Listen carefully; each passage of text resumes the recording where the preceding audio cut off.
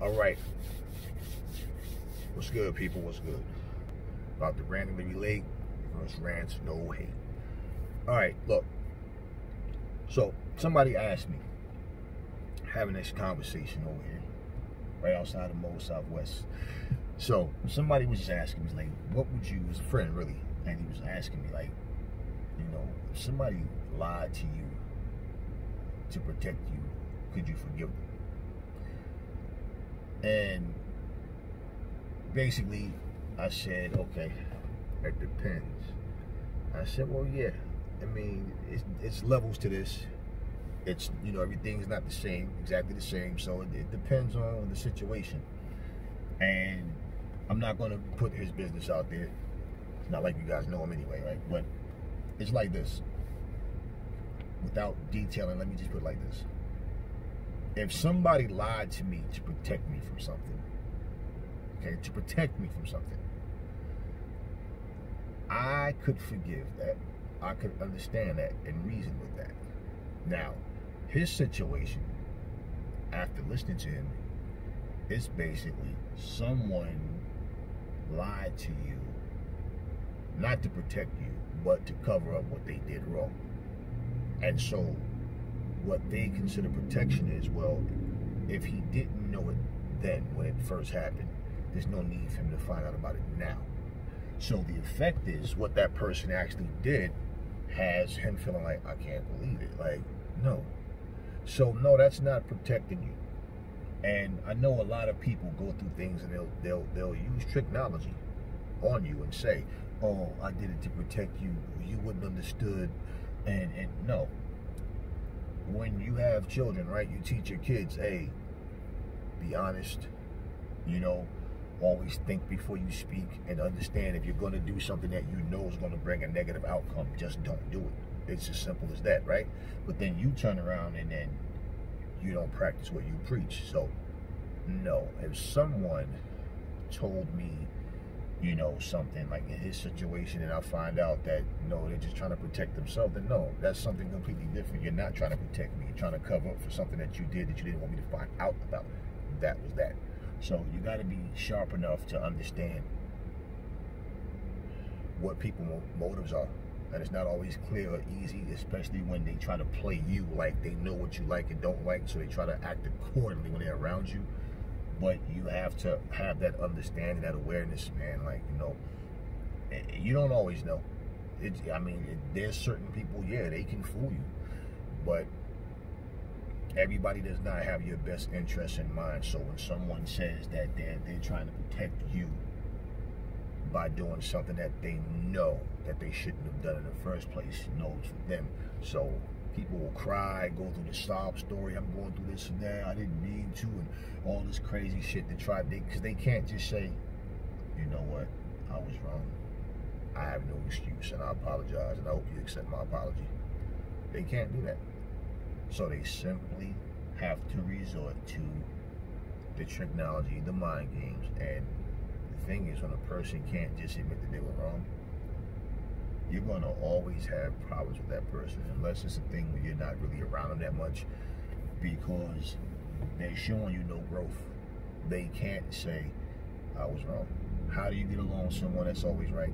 No matter how wrong they are, especially if you did it to them, they react, they get angry or feel, or probably do worse than what you felt.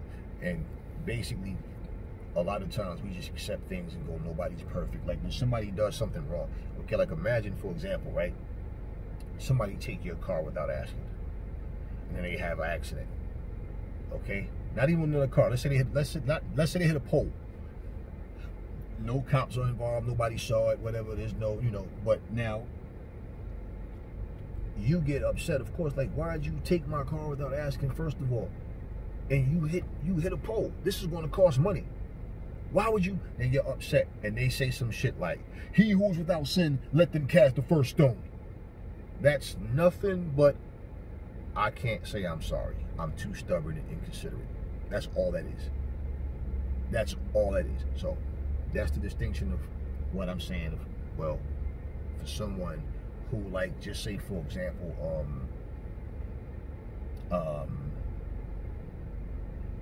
Okay. I know of a situation where there was a female who was cheating on this guy forever, man. Like, but I didn't know.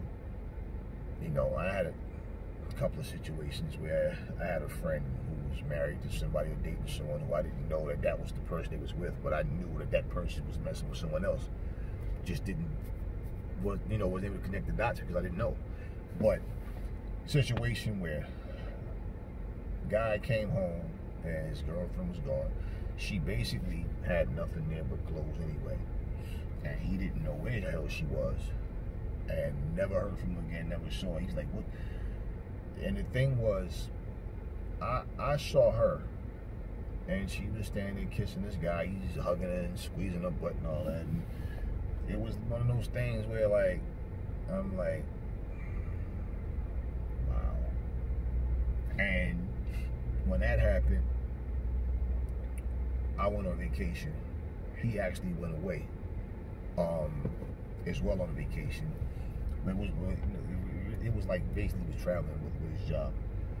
It was a vacation. He was traveling with his job, and they were going to be gone for a whole week. And basically, he drive trucks as well. So it was some kind of convention seminar thing they had going on or something. So it was the same thing anyway. And he basically was trying to get to where he don't have to be going all week and trying to find something else because he wanted to spend more time with her. And basically, she just got her stuff and left. And so when I knew what happened, I didn't say anything to him. It was like one of those things where, like, wow. Now, I eventually told him what I saw. But I went on my vacation, did what I had to do. When I came back, I didn't speak to him till like 3 days, because he wasn't 3 days after I got back because he was away. But it boiled down to that, and it was like, I could have called him and said, hey man, you know what, but it was like, I don't like getting in people's business. I don't like, when it was like, man, listen, let me just tell you this. I said, I could have told you this before I went on vacation. I said, but we don't have these kind of conversations. I don't talk to people about their personal business and all, whatever. I said, but I saw her, and I told him what she had on and what the dude even looked like. And I remember the guy had, I think, a cross tattoo. It was a cross tattoo in the middle of his forehead. And he said, when I described him, he said, tell me this guy, please tell me. Did you? I said, I was right there. I walked past him in the mall. I was right. I saw her. She tried to act like she didn't see me, but I didn't. He said, did the guy have a? I said, tattoo. And he was like, when I see that mother, I can't believe this. Yo, I can't believe this. Right. At the end of the day, it was one of those situations where